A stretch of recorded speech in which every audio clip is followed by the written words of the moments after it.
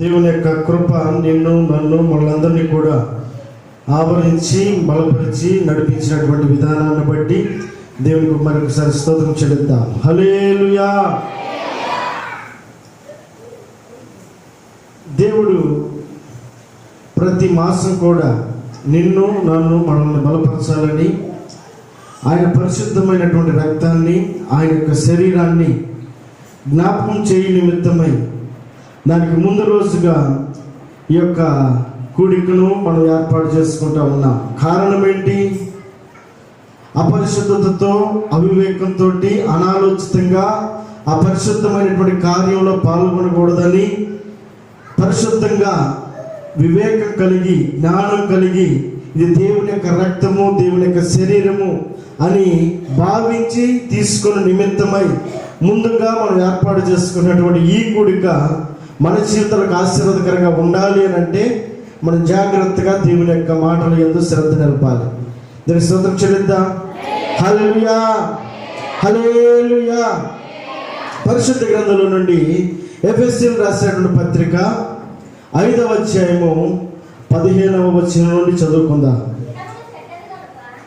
మా దినములు చెడ్డవి గనుక మీరు సమయమును పోనీయక సద్వినియోగము చేసుకొనుచు అజ్ఞానుల వలె కాక జ్ఞానుల వలె నడుచుకున్నట్లు జాగ్రత్తగా చూచుకొనుడి. చాలండి. దినములు చెడ్డవి గనుక, దినాలు ఎలా ఉన్నాయట? చెడ్డగా ఉన్నాయట. మనం మంచి చేద్దాం అనుకుంటా ఉన్నాం, అది మనకు వ్యతిరేకంగా మారిపోతూ ఉంటుంది. ఏదో చేద్దాం అనుకుంటా ఉన్నాం, అది చేయలేకపోతా ఉన్నాం. అపోస్తలుడైన పౌలు అంటాడు, నేను మంచి చేయాలని ఆలోచన చేస్తా ఉన్నాను కానీ నా మనసు కీడు వైపే లాగుతూ ఉంది, అవిధేయ వైపే నన్ను లాగుతూ ఉంది అని అంటాడు అపోస్తలుడైన పౌలు. దినములు ఎలాగున్నాయనంటే ఆకర్షింపబడేటువంటి రోజుల్లో ఉన్నాం. మంచేదో చెడేదో తెలియనటువంటి అనాలోచితమైనటువంటి ఆలోచనలకు మనం తావిస్తూ వాటికే మనం లోబడిపోతూ దేవుని యొక్క క్రమాన్ని మనం గుర్తించలేనటువంటి వారంగా ఉంటా ఉన్నాం. దేవుని స్తోత్రం చెల్లిద్దాం. హల్లెలూయా. వాక్యం ఏమని సెలవిస్తా ఉంది? దినములు చెడ్డవి గనుక ఏం చేయాలంట? సమయమును పోనీయక సద్వినియోగపరచుకోవాలి. సమయం పోతే మరలా వస్తుందా? రాదు.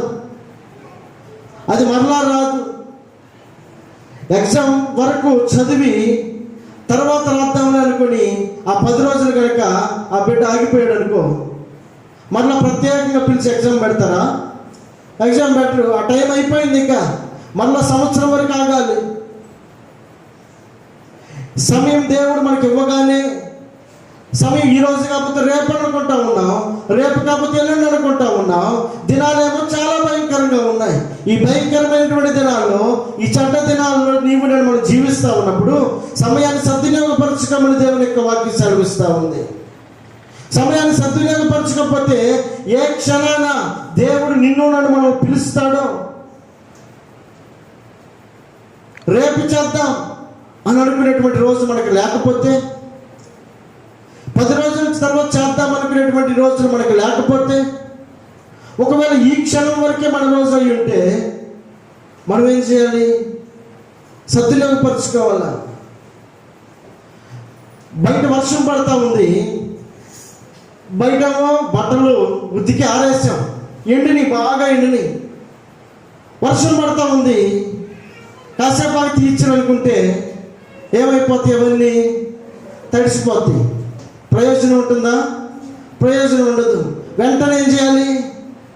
ఆ సమయంలోనే, ఆ క్షణంలోనే ఆ పని చేయకపోతే అది మనకు ఉపయోగకరంగా ఉండదు. వర్షం పడుతుంది అనే సూచన మనకు తెలిసినప్పుడు, అటు చినుకులు పడి మనకు తెలికి మనం ఏం చేస్తాం? ఉవ్వెత్తును పరిగెత్తుకుంటూ వెళ్ళిపోతాం. వెళ్ళి గబగబా ఆ దండాల మీద ఉన్నటువంటి బట్టలు తీసి లోపల వేసుకుంటాం. ఒకవేళ కనుక పంచాయతీ వారు నీళ్ళు ఇస్తున్నారనుకో, కాసేపు ఆగి పట్టుకుందాంలే అని వ్యవహారం పెడతా కూర్చుంటే మన కోసం ఆగుతాయా? ఇక ఆ రోజంతా పక్కన అక్కడ ఇక్కడ అడుక్కోవాల్సిన పరిస్థితి. ఎందుకు? మన ఇంటి దాకా వచ్చినాయి, ఇంట్లోకి వచ్చినాయి. పట్టుకునేటువంటి సమయంలో ఎవరితోటో ఎవరు పెట్టుకుంటా ఉన్నాం. అప్పుడేమైపోతాయి? ఆ సమయానికి అవి వచ్చి ఆగిపోతాయి. మళ్ళీ ఆ సమయం రమ్మంటే ఆడు ఇచ్చిందాకా మనం వెయిట్ చేయాల్సిందే. కనుక వాక్యంలో సెలవిస్తున్నటువంటి మాట సమయాన్ని సద్వినియోగం చేసుకోవాలి. దినాలు ఎలా ఉన్నాయట? భయంకరంగా ఉన్నాయి. ఈరోజు చూసినటువంటి మనిషి రేపు కనపడతాడా? రేపు చూసిన మనిషి 10 రోజుల తర్వాత కనపడతాడా? ఆశ అయితే ఉంటుంది కానీ అయ్యో నిన్నే కదా మాతో మాట్లాడింది, మొన్నే కదా మమ్మల్ని బలకరించింది అని అనుకుంటామే తప్ప మన చేతుల్లో ఏమీ కూడా లేదు. ఉదాహరణకి మనం తయారు చేసినటువంటి ఒక ఆహార పదార్థం, అన్నం వండాం, సాయంత్రం ఈ పూట వండాం, రేపు మధ్యాహ్నం తిందాం, ఎల్లుండి తిందాంలే అని అనుకుని ఇప్పుడు నుండి అక్కడ పెట్టామనుకో, అది ఇప్పుడు వండినట్లుగానే అలాగే ఉంటుంది. అక్కడ ఏమైపోతుంది? అది ఆ సమయానికి మనం ఆ సమయానికే తినేసేయాలి. లేకపోతే 2 రోజుల తర్వాత అది పనికిరాదు. దానివలన అనారోగ్యం, తినలేనటువంటి పరిస్థితి. అంటే పరిస్థితి మన చేయికి అందుబాటులో ఉండగానే మనం సద్వినియోగం చేసుకోవాలి. పరిస్థితి మనకి చేయి దాటిపోయినప్పుడు మనం చేయాలనుకున్నటువంటి ప్రయత్నం చేద్దామనుకున్నా కూడా దానివల్ల ఏ మాత్రం కూడా ఫలితం లేదు. దేని స్తోత్రం చెల్లిద్దాం. హల్లెలూయా. అందుకే భక్తుడు మాట్లాడుతున్నటువంటి మాటలు మనం చూస్తూ ఉన్నప్పుడు, దినములు చెడ్డవి కనుక మీరు సమయమును పోనీయక సద్వినియోగము చేసుకొనొచ్చు, అజ్ఞానుల వలె కాక జ్ఞానుల వలె నడుచుకోవాలి. అజ్ఞానులు ఏం చేస్తారు? తర్వాత చేద్దాంలే, ఎల్లుండి చేద్దాంలే, 10 రోజుల తర్వాత చేద్దాంలే. జ్ఞానులు ఏం చేస్తారు తెలుసా? ఏది ఏ సమయంలో చేయాలో, ఏది ఏ సమయంలో క్రమపరుచుకోవాలో ఆ సమయంలో క్రమపరుచుకుంటారు. భర్తలకి ఇంట్లో పనులన్నీ కూడా జ్ఞానవంతురాలు ఏం చేస్తుంది? అన్నింటి కూడా జాగ్రత్తగా అన్ని పనులు చేసుకొని బిడ్డలకు స్నానాలు చేయించుకొని కలిపెట్టుకొని ఉంటుంది. 10 గంటలకు స్నానం చేస్తూ ఉంటారా పిల్లలకి? ఎవరైనా వాళ్ళు ఏమంటారు? ఇప్పుడు దాకా ఏం చేస్తున్నామని భర్త వచ్చి కోపపడుతూ ఉంటాడు. అంటే జ్ఞానంగా ప్రవర్తించాల్సినటువంటి సమయంలో జ్ఞానంగా ప్రవర్తించక అజ్ఞానంగా తర్వాత చేద్దాంలే, ఎల్లుండి చేద్దాంలే, 10 రోజుల తర్వాత చేద్దాం అనుకునే ఆలోచన ఏదైతే ఉందో అది అజ్ఞానము అని వాక్యం సెలవిస్తూ ఉంది. దినములు చెడ్డవిగా ఉన్నాయి, సమయాన్ని సద్వినియోగం చేసుకోవాలి. జ్ఞానులైతే సమయాన్ని సద్వినియోగం చేసుకుంటారట, అజ్ఞానులైతే సమయాన్ని దుర్వినియోగపరుచుకుంటారు. తునప్రాయంగా తీసి పక్కన వేస్తారు. దానివల్ల ఫలితాన్ని చూద్దాం అని అనుకుంటే ఏమాత్రం కూడా చూడలేము. ఇది ఏ కాలం? వర్షాలు పడే కాలం. వర్షాలు పడే కాలంలో వర్షాలు పడే కాలానికి తగినట్లుగా రైతులు పంటలు వేసుకోవడానికి సిద్ధపడుతూ ఉంటారు. ఇప్పుడు కాదు, ఒక నెల వేసుకుందాం అని ఆలోచన చేస్తే ఏమవుతుంది? దానివల్ల ఫలితం ఉండదు. వాతావరణం అనుకూలంగా ఉండగానే ప్రయోజనకరంగా మార్చే టైంలోనే మనం ప్రయోజనకరంగా మార్చబడడానికి ఇష్టపడాలి. సమయాన్ని సద్వినియోగపరుచుకునేటువంటి నీవు నేను సమయము మన ఎదుట ఉండగానే మనం దాని క్రమానికి లోబడినటువంటి వారమై దాన్ని ఉపయోగించుకునేటువంటి వారంగా ఉండాలి. లేదంటే వాక్యం ఏమంటా ఉందో తెలుసా? అజ్ఞానులు అని అంటా ఉంది. వీరు జ్ఞానం లేనటువంటి వారంట, ఆలోచన లేనటువంటి వారంట, సమయాన్ని గుర్తించలేనటువంటి వారంట. అజ్ఞానులుగా మిగిలిపోయినటువంటి 5 కన్యకలు ఏం చేశారు? ఉపయోగించుకోవాల్సినటువంటి సమయాన్ని ఉపయోగించుకునేటువంటి క్రమంలో చేయాల్సిన పని చేయక తర్వాత చేద్దామని అనుకుని కొంత నిర్లక్ష్యం చేశారు. కొద్ది నిమిషాలు నిర్లక్ష్యం చేశారు. తర్వాత తీసుకుందాం. నూనె అయిపోయిందని తెలుసు, ప్రభు వస్తాడని తెలుసు, పెండ్లి కుమారుడు వస్తాడని తెలుసు, ప్రక్క వారు సిద్ధపాటు కలిగి ఉన్నారని తెలుసు, ప్రక్క వారు ప్రార్థనా పరులుగా ఉన్నారని తెలుసు, ప్రక్క వారు చక్కగా మందిరానికి వెళ్తున్నారని తెలుసు, ప్రక్క వారు దేవునికి విధేయులై లోపడినటువంటి వారుగా ఉన్నారని తెలుసు. మనం కూడా చేద్దాంలే, రేపు చేద్దాం, ఎల్లుండి చేద్దాం. వాళ్ళు వెళ్ళినప్పుడే వెళ్ళాలా ఏంటి? వాళ్ళు చేసినప్పుడే చేయాలా ఏంటి? వాళ్ళు చేసినప్పుడే మనం కూడా భక్తి చేయాలా ఏంటి అనేటువంటి అజ్ఞానపు ఆలోచనలో కనుక ఉన్నటువంటి వారమైతే 5 యొక్క కన్యల యొక్క పరిస్థితి ఎలా మారిపోయింది? వారి హృదయంలో ఆశ ఉంది, కానీ ఆశకు తగినట్లుగా వారు నడుచుకోలేకపోయారు. వారు బయలుదేరేటప్పుడు ప్రభువుని ఎదుర్కోవడానికే వచ్చారు, పెళ్లి కుమారుని ఎదుర్కోవడానికే వచ్చారు. ఆయన రాకడ కొరకే చూస్తూ ఉన్నారు. ఆయన వచ్చే సమయానికి తర్వాత చేద్దామనేటువంటి ఒక చిన్న నిర్లక్ష్యం వారిని ఆపేసింది. దేవుని స్తోత్రం చెల్లిద్దాం. హల్లెలూయా. వాక్యం సెలవిస్తూ ఉంది, దినములు చాలా చెడ్డగా ఉన్నాయి, సమయాన్ని సద్వినియోగపరచుకోవాలి. మన కళ్ళ ఎదుట ఉండగానే, మనకు అనుకూలంగా ఉండగానే ఉపయోగించుకోవాల్సినటువంటి ఈ సమయాన్ని మనం దుర్వినియోగపరుచుకుంటే దాని వలన ఒకవేళ చివరికి నష్టాన్ని చూడాల్సిన పరిస్థితి వస్తే దానికి ఎవరు కారణం? మనమే కారణం. ఉపయోగించుకోవాల్సినటువంటి దాన్ని మనం ఉపయోగించుకోనక నిర్లక్ష్యపరిచినటువంటి విధానాన్ని బట్టి దేవునికి రేపొద్దున మనం లెక్క చెప్పాల్సినటువంటి పరిస్థితి. దేవుని యొక్క మందిరావరణం ప్రతి శనివారం కూడా చక్కగా శుద్ధీకరించబడతా ఉంది. ఎవరి బిడ్డలైనటువంటి వారు ఎంతో శ్రమపడి, అలాగే ప్రతి ఆదివారం కూడా ఉదయాన్నే పెద్దవారైనటువంటి వారు కూడా శ్రమపడి శుభ్రంగా కడుగుతూ ఉన్నారు, మందిరం శుభ్రపరుస్తూ ఉన్నారు, మందిరానికి కావలసిన హంగులన్నీ ఏర్పాటు చేస్తూ ఉన్నారు. మనం వచ్చి చక్కగా కూర్చోవలసినటువంటి స్థలంలో మనం కూర్చోక నిర్లక్ష్యపరిస్తే మన గురించి ఈ స్థలం సాక్ష్యం చెప్పిందట.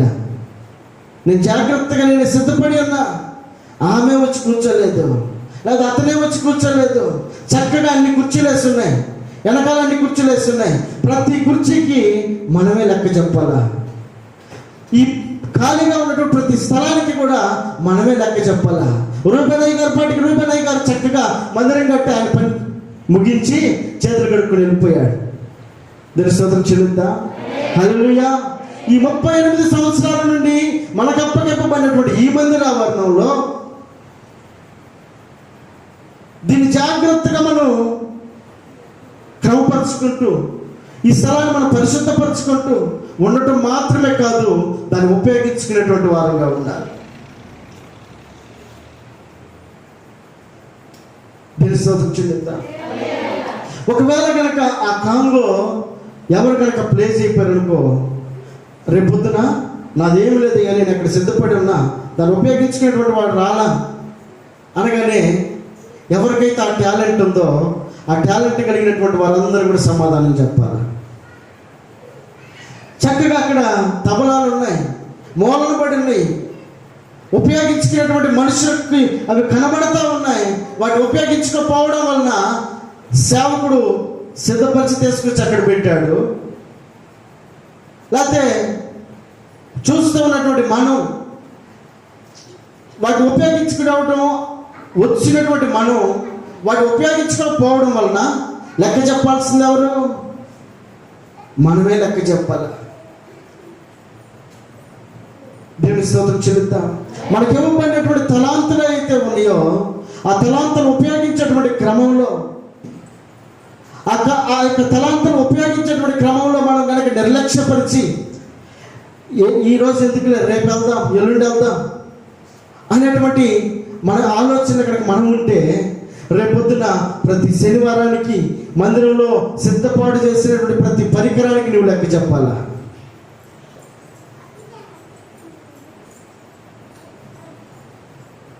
కనుక వాక్యం సెలవిస్తూ ఉంది, సమయమును సద్వినియోగపరచుకోండి. ప్రతిదీ మనం సద్వినియోగపరచుకోవాలా.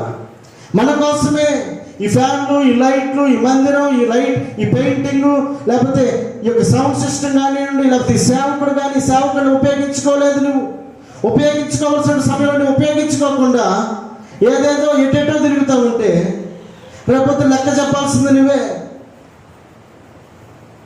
నాకు ఇవ్వబడినటువంటి సమయంలో నేను కనుక సక్రమంగా బోధించకుండా, సమయానికి రాకుండా నేను కనుక నిర్లక్ష్యపరిస్తే మందిరాన్ని లెక్క చెప్పాల్సింది నేనే. మనకి ఇవ్వబడినటువంటి సమయం ఏదైతే ఉందో ఈ సమయాన్ని సద్వినియోగపరచుకోవాల్సినటువంటి వారు మనమే.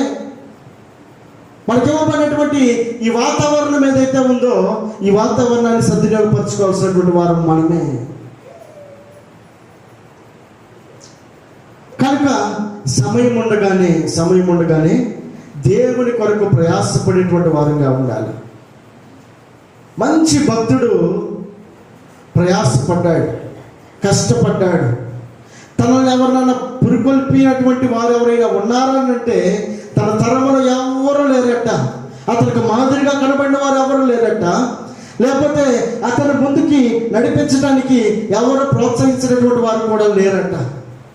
ఎవరు లేనటువంటి సమయంలో ప్రజలందరూ కూడా వారి వారి ఆలోచన ప్రకారం అక్రమమైనటువంటి మార్గంలో, దేవునికి అవిధేయమైనటువంటి మార్గంలో నడుస్తున్నటువంటి అట్టి ప్రజల మధ్యలో ప్రత్యేకంగా నిలబడ్డాడట. సమయాన్ని సద్వినియోగపరుచుకొని చదువుదాం, మాట చదువుదాం. ఆదికాండ గ్రంథం 7వ అధ్యాయము 1వ వచనం. యెహోవా ఈ తరము వారిలో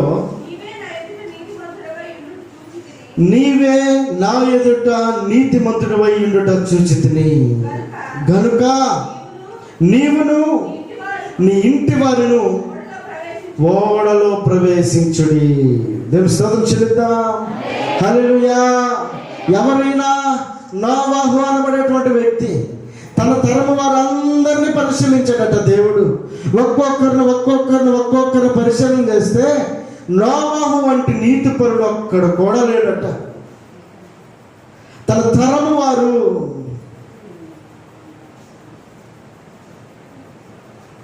అక్కడే తన తరము వారిని గురించి రాయబడిన మాటలు చూద్దాం. 6వ అధ్యాయంలో 5, 6 వచనాలు చూద్దాం. 6వ అధ్యాయం 5, 6 వచనాలు. నరుల చెడుతనము భూమి మీద గొప్పదనియు వారి హృదయం యొక్క తలంపులలోని ఊహంతయు ఎల్లప్పుడూ కేవలం చెడ్డదనియు యెహోవా చూచి తాను భూమి మీద నరులను చేసినందుకు యెహోవా సంతాపము నుండి తన హృదయంలో నొచ్చుకొనెను. ఎలా ఉన్నాడు ఆయన?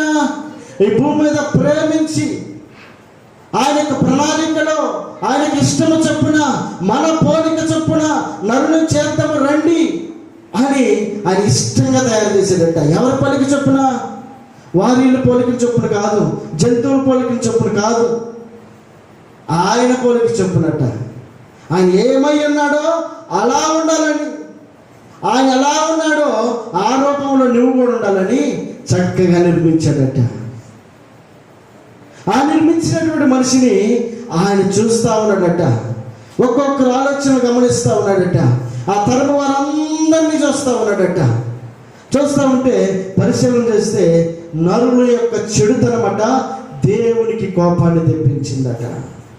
ఆయన హృదయంలో నొచ్చుకున్నాడట, బాధపడ్డాడట. ఎందుకు వీరిని చేసింది అనేటువంటి ఒకలాంటి హృదయంతో బాధపడ్డాడట. ఒక ఇద్దరు పిల్లలను మనం కనుక పెంచి పోషిస్తున్నాం అనుకోండి, ఆ ఇద్దరు పిల్లల్ని సాగేటువంటి క్రమంలో, పెంచుతున్నటువంటి క్రమంలో వారు మనకి చేయికి అందిరాక, వారికి మనకి నచ్చినట్లుగా ఉండక, వారికి ఇష్టానుసారంగా జీవిస్తూ నచ్చినట్లుగా ప్రవర్తిస్తూ ఉండి ఎంత బాధపడుతూ ఉంటాం, ఎంత కుమిలిపోతూ ఉంటాం. చేతికి వచ్చినటువంటి కొడుకు ఇంటి అవసరతలకు ఉపయోగపడక, తల్లిదండ్రులు అక్కడికి ఉపయోగపడక, లోకంలో వాడు చెడు మార్గంలో వ్యసనాలకు లోనెట్టినటువంటి వాడుగా ఉండిపోతూ ఏ ప్రయోజకుడిగా ఉండకపోవడం వల్ల తల్లి యొక్క కడుపు కొత్త ఎంత బాధగా ఉంటుంది. ఇందుకైనా వీడిని 9 మాసాలు పెంచింది, ఇందుకైనా వీడిని కని నడిపి వాడిని చేయి పట్టుకొని నడిపించింది, వాడికి ఆకలైనప్పుడు ఆహారం పెట్టింది, దాహం వేసినప్పుడు దాహం ఇచ్చింది అనేటువంటి ఇద్దరు పిల్లల్ని పెంచేటువంటి క్రమంలోనే మనకు అంత గుండె కోత ఉంటే, అంత బాధ ఉంటే, ఈ సకల సృష్టిని నిర్మించినటువంటి దేవుడు, ఈ సర్వలోకంలో ఉన్న ప్రతి మానవాళికి రూపాన్ని ఇచ్చినటువంటి దేవుడు, పోషిస్తున్నటువంటి దేవుడు, బలపరుస్తున్నటువంటి దేవుడు తన హృదయంలో ఎన్ని ఆశలు పెట్టుకొని ఉంటాడు. మన పోలిక చొప్పున అని అన్నాడంటే ఆయన ఎన్ని ఆశలు పెట్టుకొని ఉంటాడు, ఎన్ని ఆలోచనలు పెట్టుకొని ఉంటాడు ఆ బిడ్డ మీద.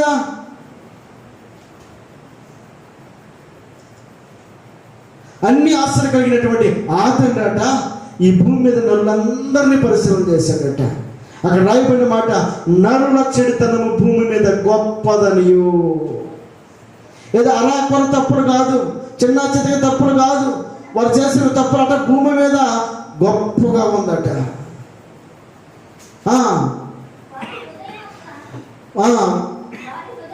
వారి హృదయం యొక్క తలంపులలోని ఊహ అంతయు ఎల్లప్పుడూ కేవలము చెడ్డదని యెహోవా చూశాడట.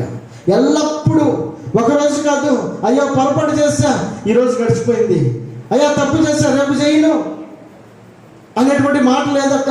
ఎల్లప్పుడూ కేవలం చెడ్డగా చేస్తూ ఉన్నారట. ఒక రోజు కాదు, 2 రోజులు కాదు, 10 రోజులు కాదు, ఆయన చూస్తూ ఉన్నాడు. ఎక్కడైనా మారుతారేమని చూస్తూ ఉంటే ఆయన ఊహ అంతా కూడాట కేవలం చెడ్డగా మారిపోయిందట.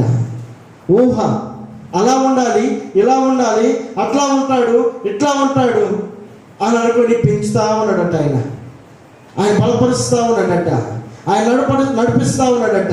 ఎక్కడైనా ఆయన ఊహకు అందుకుంటామేమోనని, ఆయన ఆలోచనకు అందుకుంటామేమోనని, ఆయన యొక్క క్రమానికి లోపడతామేమోనని ఆయన ఊహించుకుంటూ ఉన్నాడట.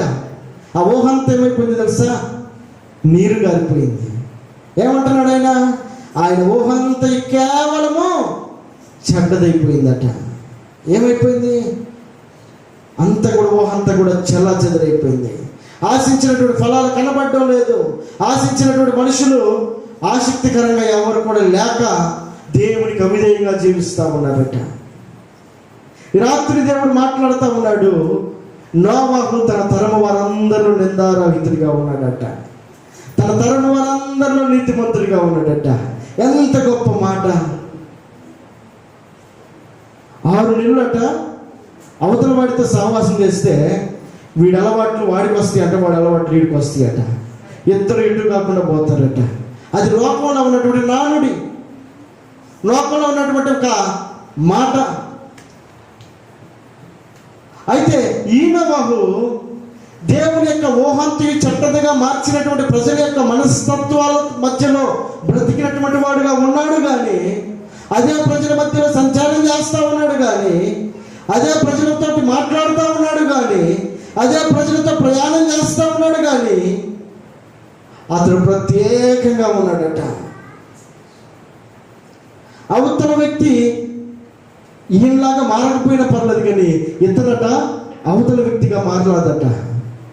ఎంత గొప్ప నిర్ణయం తీసుకున్నాడు నోవాహు! తన జీవితంలో తన తరము వారందరిలో నిందారహితుడిగా ఉన్నాడట. ఏమంటాడు? 1వ అధ్యాయం, యెహోవా ఈ తరము వారిలో నీవే నా ఎదుట నీతిమంతుడు అయ్యుండుట చూచితిని గనుక నీవును నీ ఇంటి వారును ఓడలో ప్రవేశించుడి. ఈ ఓడ ఏం చేస్తుంది?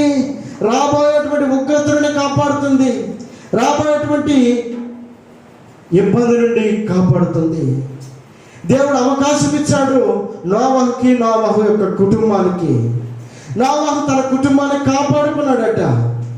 తన తరము వారందరూ కూడా చెడ్డవారైనప్పటికీ కూడా, తన తోటి వారందరూ చెడ్డవారైనప్పటికీ కూడా నోవాహు తనకివ్వబడినటువంటి సమయాన్ని సద్వినియోగపరచుకుంటూ దేవుని యొక్క పిలుపు వచ్చే వరకు కూడా అతడు తన యథార్థతను, నమ్మకత్వాన్ని, నీతిని కాపాడుకుంటూ బ్రతికాడట.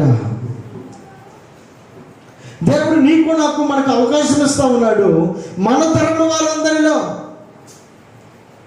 మనం ఎలా బ్రతుకుతూ ఉన్నాం? మన తోటి వాళ్ళందరిలో మనం ఎలా బ్రతుకుతూ ఉన్నాం? మన గురించి మంచి సాక్ష్యం ఇవ్వగలిగినటువంటి వారు ఎవరైనా ఉన్నారా? మన గురించి ఒకవేళ మనలో మంచి ఉంటే ఆ మంచే సాక్ష్యం ఇస్తుంది, ఒకవేళ మనలో చెడ్డ ఉంటే ఆ చెడ్డే సాక్ష్యం ఇస్తుంది. ఇందాకేమని చెప్పాను? సమయాన్ని సద్వినియోగపరుచుకుంటే, అవకాశాన్ని సద్వినియోగపరచుకోకపోతే ఆ కుర్చీ కూడా మన మీద లెక్క చెబుతుంది ఆయనకి. అయ్యా నేను రెడీగా ఉన్నా, ఆ వ్యక్తి వచ్చి కూర్చోాలా, ఈ చేపలు నేను రెడీగా ఉన్నాను, వాళ్ళు వచ్చి కూర్చోలేదు, అవి కూడా మన మీద సాక్ష్యం చెప్తాయి రేపు పొద్దున.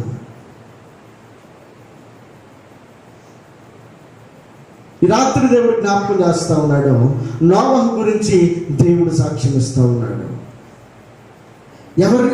ఎవరి మధ్యలో పెరిగాడట?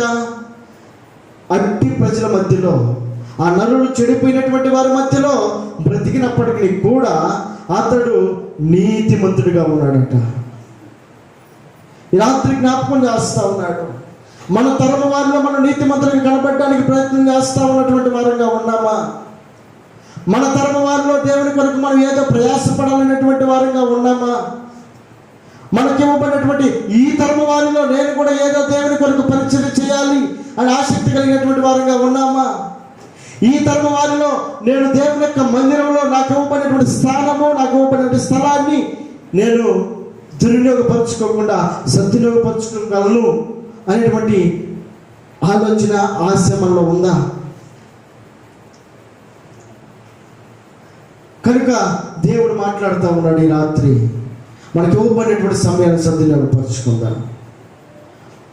లాభాన్ని సద్వినియోగపరచుకున్న తరం వారందరిలో కూడా ఈ రాత్రి నిన్ను అడుగుతా ఉన్నాడు, నీ తరం వారందరిలో నువ్వు సద్వినియోగపరచుకుంటా ఉన్నావా నీకు ఇవ్వబడినటువంటి అవకాశాలని? లేదా రేపు చేద్దాం, ఎల్లుండి చేద్దాం అని చెప్పి పోస్ట్ పోన్ చేసుకుంటూ కాలయాపన చేసుకుంటూ ఉన్నటువంటి వారంగా ఉన్నామా? దేవునికి ఒకరోజు మనం లెక్క చెప్పాల్సినటువంటి రోజు వస్తుంది. 5 కన్యకలు ఏమి మాట్లాడలేకపోయారు. ఆయన తలుపు వేసిన తర్వాత తలుపు తట్టారు, అవకాశం లేదు, ఉపయోగించుకోలేకపోయారు. కనుక ఇక నోటెంబడి మాటలేదు, ఆగిపోయారు. రాత్రి జ్ఞాపకం చేస్తా ఉన్నాడు ఆయన, నీవు నీ తరం వారిలో నువ్వు నిందారహితురాలుగా ఉండాలి. మన మీద సాక్ష్యం మన యొక్క క్రియలే చెప్తా ఉంటాయి. అబ్బే ఆమెతోట, ఆమె ఎప్పుడు ఇక అది మన ఇష్టం వచ్చినట్టు ఏదో దాన్ని తగిలించుకోవటమే. అంటే అవి మన గురించి సాక్ష్యం చెప్తా ఉన్నాయి. అవి వాటికి నోరు లేదు కదా. అవి నోరు లేని వాటికి మనం నోరునిచ్చి జీవాన్నిచ్చి వాటి గొప్ప వాటిగా చూపిస్తా ఉన్నాం. అది దేవుని ఎదుట అవి పాపాలుగా మిగిలిపోతా ఉన్నాయి. అవి సాక్ష్యం ఇస్తూ ఉన్నాయి. మంచిగా సాక్ష్యం, ఆ అక్క దగ్గరికి వెళ్తే, లేదా ఆ అన్న దగ్గరికి వెళ్తే, ఆయన దగ్గరికి వెళ్తే, ఆమె దగ్గరికి వెళ్తే అనేటువంటి సాక్ష్యం కూడా మన మీద మాట్లాడుతూ ఉంటుంది. మనం ఏదైతే కలిగి ఉన్నామో అది మన గురించి సాక్ష్యం ఇస్తూ ఉంటుంది. నోవహు గురించి సాక్ష్యం ఇస్తూ ఉంది. తన యొక్క నీతి, తన యొక్క యథార్థత, తన యొక్క మంచితనము నోవహు గురించి సాక్ష్యం ఇస్తూ ఉంది. మిగిలిన వారి గురించి సాక్ష్యం ఇవ్వడం లేదే. వారు చాలా మంది ఉన్నారు కాబట్టి వారి పక్కన ఎవరు కూడా సాక్ష్యం ఇచ్చేటువంటి వారు లేరు. ఎలాంటి సాక్ష్యం పొందుకున్నారు వారందరూ కూడా? నరుల చెడుతనము భూమి మీద గొప్పదని వారి హృదయంలో కేవలము చెడ్డదిగా మిగిలిపోయిందట ఆయన ఎదుట. కనుక దేవుని మాటలు నీవు నేను మనం వింటా ఉన్నప్పుడు దేవుడు మనతో మాట్లాడుతూ ఉన్నాడు. హెబ్రీయులకు రాసినటువంటి పత్రిక ఒక మాట చదువుదాం.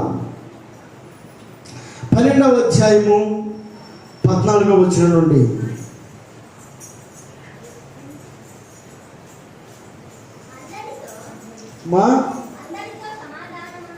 అందరితో సమాధానమును పరిశుద్ధతయు కలిగి ఉండుటకు ప్రయత్నించుడి. పరిశుద్ధత లేకుండా ఎవడును ప్రభువును చూడడు. మీలో ఎవడైనను దేవుని కృపణ పొందకుండా తప్పిపోవునేమో అనియు చేదైన వేరు ఏదైనా మొలిచి కలవరపరచుట వలన అనేకులు అపవిత్రులైపోదురేమో అనియు ఒక్క పూట కూటి కొరకు తన జ్యేష్ఠత్వపు హక్కును అమ్మివేసిన యేసావు వంటి భ్రష్టుడైనను వ్యభిచారి అయినను ఉండునేమో అనియు జాగ్రత్తగా చూసుకొనుడి. యేసావు ఆ తరువాత ఆశీర్వాదము పొందగోరి కన్నీళ్లు విడిచుచు దానికోసము శ్రద్ధతో వెదికినను మారు మనస్సు పొందని అవకాశము దొరకక విసర్జింపబడినని మీరు ఎరుగుదురు. ఎవరైనా ఏశావు, ఇస్సాకు పుట్టినటువంటి యాకోబు, ఏశావు అనబడేటువంటి ఇద్దరు కుమారులు జ్యేష్ఠుడిగా ఉన్నటువంటి వ్యక్తి. ఇతడు చక్కగా వేటకెళ్ళి వేటాడగలిగినటువంటి శక్తి సామర్థ్యాలు కలిగినటువంటి వాడు ఏశావు. వేటాడాల్సినటువంటి ఈ ఏశావు పాలుమాలి ఆహారం కోసం తన తమ్ముడి దగ్గరికి వెళ్ళి ఆ చిక్కుడుగాలి కూర దగ్గరికి వెళ్ళి, అయ్యా నాకు ఆ చిక్కుడుగాలి కూర పెట్టు అని అనగానే తెచ్చుకొని శ్రమపడి కష్టపడి తినాల్సినటువంటి ఈ వ్యక్తి అవతల వ్యక్తి కండిషన్ పెట్టాడట. ఏమని? నువ్వు నీ జ్యేష్ఠత్వం నాకు ఇస్తే నేను నీకు ఇది పెడతాను అనగానే వెంటనే తృణప్రాయంగా సింపుల్గా తనకున్నటువంటి అధికారాన్ని, తనకున్నటువంటి అవకాశాన్నట తీసి జార విడుచుకున్నాడట. సద్వినియోగపరచుకోవాల్సినటువంటి ఈ వ్యక్తి ఆ సమయాన్ని ఇది గుయుక్తమైనటువంటి ఆలోచన, లేకపోతే నాకు మేలు కలిగించేదా అర్థం చేసుకునేటువంటి అజ్ఞానంగా ఉన్నటువంటి ఈ వ్యక్తి జ్ఞానాన్ని ప్రదర్శించకుండా సింపుల్గా తన తమ్ముడికి జ్యేష్ఠత్వాన్ని ఇచ్చేసి ఆ కూర తిన్నాడట. ఒక్క పూట కూటి కోసం తన జ్యేష్ఠత్వాన్ని నమ్ముకున్నటువంటి ఇతడట దేవుని యొక్క వాక్యం ఏమని సెలవిస్తూ ఉంది? ఇతడు భ్రష్టుడు అని సెలవిస్తూ ఉంది. ఎందుకోసం భ్రష్టుడు అంటూ ఉంది? సమయాన్ని ఉపయోగించుకోలేదట. ఆ గుప్తమైన ఆలోచనకు లోబడిపోయాడట. అనాలోచితంగా ఉన్నాడు. ఏది మంచో ఏది చెడో గ్రహించలేనటువంటి మనసు కలిగినటువంటి వాడై అజ్ఞానంగా ప్రవర్తించి తృణప్రాయంగా తన జ్యేష్ఠత్వాన్ని ఇచ్చేసాడట. వాక్యంలో రాయబడిన మాటలు మన చివరి వచ్చిన ఏమంటాడు? ఏశావు ఆ తర్వాత ఆశీర్వాదం పొందుకొని కన్నీళ్లు విడుస్తూ ఉన్నాడట. ఏ తర్వాత? జార విడుచుకున్న తర్వాత, సమయాన్ని పోగొట్టుకున్న తర్వాత, సమయాన్ని దుర్వినియోగపరుచుకున్న తర్వాత, అవకాశాన్ని విడిచిపెట్టిన తర్వాత ఇప్పుడు శ్రద్ధతో వెతుకుతూ ఉన్నాడట. ఎలాగైనా సరే అది పొందుకోవాలి, ఎలాగైనా సరే అది నాకు కావాలి అని అంటూ ఉన్నాడట. ఒకప్పుడు తృణప్రాయంగా వదిలేశాడు ఆ సమయాన్ని, తృణప్రాయంగా తీసి పక్కనేశాడు. ఇదేముందని అనుకున్నాడు. కానీ చివరికి ఆ సమయం కోసం, ఆ జ్యేష్ఠత్వపు అవకాశం కోసం, ఇవ్వబడినటువంటి ఆ ఆధిక్యతను పొందుకోవడం కోసం అతను కన్నీళ్లు విడిచి శ్రద్ధతో వెతికాడట. ఒకప్పుడు శ్రద్ధ లేదు, ఒకప్పుడు కన్నీరు లేదు, ఒకప్పుడు పోతుంది అన్న బాధ లేదు. పోతే పోయిందిలే, వెళ్తే వెళ్దాంలే, చేస్తే చేద్దాంలే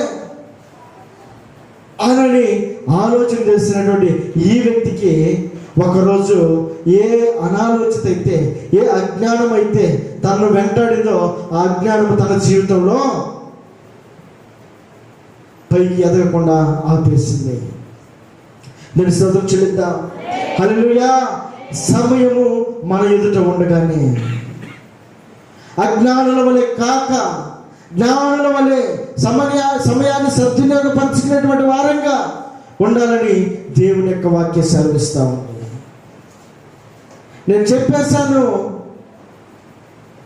అని నీవు నేను కనుక మనం కనుక గ్రహించగలిగితే, అయ్యా ఇప్పటి వరకు ఆ సమయాన్ని గ్రహించలేకపోయాం, లేదా ఆ యొక్క ఆధిక్యతను గమనించలేకపోయాము, నీ మందిరావరణం ఉన్నటువంటి ఆ దివ్యమైన ఆశీర్వాదాలు పొందేటువంటి ఆ సమయాన్ని మేము గ్రహించలేకపోయాం. ఎప్పుడు లాంటి శనివారమే కదా, ఎప్పుడు లాంటి ఆదివారమే కదా, ఎప్పుడు చేసే పాస్టర్ గారే కదా, ఎప్పుడు చెప్పే వాక్యమే కదా, ఎప్పుడు వింటున్నటువంటి మాటలే కదా అని ఒకవేళ కనుక మనం అనాలోచితంగా ఉన్నటువంటి వారం అయితే, ఒకవేళ ఏసేవాళ్ళు ఆలోచించుండొచ్చు, ఏముందని అనుకోని ఉండొచ్చు. కానీ ఇప్పుడు శ్రద్ధతో వెతుకుతూ ఉన్నాడు. అతడు విసర్జింపబడ్డాడు అని రాయబడింది. విసర్జింపబడ్డం అంటే వదిలేయటం, త్రోసేయటం. అతడు త్రోసివేయబడ్డానికి గల కారణం ఏంటి? ఆధిక్యతలో ఉండాల్సినటువంటి ఈ వ్యక్తి ఇప్పుడు త్రోసివేయబడేటువంటి గుంపులో ఉన్నాడు. కారణం ఏంటి? అవకాశాన్ని సద్వినియోగపరచుకోవాలా, ఇవ్వబడిన సమయాన్ని సద్వినియోగపరచుకోవాలా. ఆ సద్వినియోగపరచుకోవాలనేటువంటి ఆ కారణాన్ని బట్టి, తన అజ్ఞానాన్ని బట్టి ఇప్పుడు ఏం చేస్తా ఉన్నాడు? పోరు నేడుస్తా వచ్చినాడు. ఏడ్చిన ఫలితం ఉందా? ప్రయోజనం ఉందా? బుద్ధి కలిగినటువంటి కన్యకలు, బుద్ధి లేనటువంటి కన్యకలు ఇరువురు కూడా ఆసక్తితో వచ్చారు. కానీ 5గురేమో ఏడుస్తూ ఉన్నారు, అయ్యా నీ దగ్గరికి వద్దామని కదా మేము ఇంత దూరం ప్రయాణమై వచ్చింది, ప్రయాసపడి వచ్చింది, కానీ చివరికి నీవే లేకపోతే ఎలా అని ఒకవేళ వారు ఏడుస్తుండొచ్చేమో. కానీ దేవుని చేత విసర్జింపబడిన తర్వాత మనం ఏడ్చినటువంటి కన్నీటికి లెక్కే లేదు, ఇంకా దానికి ఇక విలువే లేదు, ఇక అయిపోయింది. ఇక అది అయిపోక ముందే దేవుని యొక్క హెచ్చరిక, దేవుని యొక్క మాటలు నీకు నాకు మనకు వినబడుతూ ఉండగానే దేవుని యొక్క ఆధిక్యత ఏమిటో, దేవుని యొక్క గొప్పతనం ఏంటో, దేవుని యొక్క పరిశుద్ధత ఏమిటో మనం గ్రహించగలిగితే నోవహు వలె సద్వినియోగపరచుకోగలుగుతాం. తరుమ వారందరూ కూడా ఒకలాగా ఉన్నారు, ఇతడు ఒకేలాగా ఉన్నాడట. దేవుని ద్వారా సాక్ష్యం పొందుతా ఉన్నాడు ఈ వ్యక్తి, దేవుని చేత విసర్జింపబడతా ఉన్నాడు యేసావు. ఒక వ్యక్తి గణపరచబడతా ఉన్నాడు, మరొక వ్యక్తి ఏమో విసర్జింపబడతా ఉన్నాడు. కారణం ఏంటి? ఉపయోగించుకునే విధానంలో ఏముందని అనుకున్నటువంటి వ్యక్తి ఏమో చివరికి వచ్చేసరికి విసర్జింపబడ్డాడు. ఈ రాత్రి దేవుడు నీతో నాతో మాట్లాడుతున్నటువంటి వారం అయితే ప్రార్థన చేద్దాం.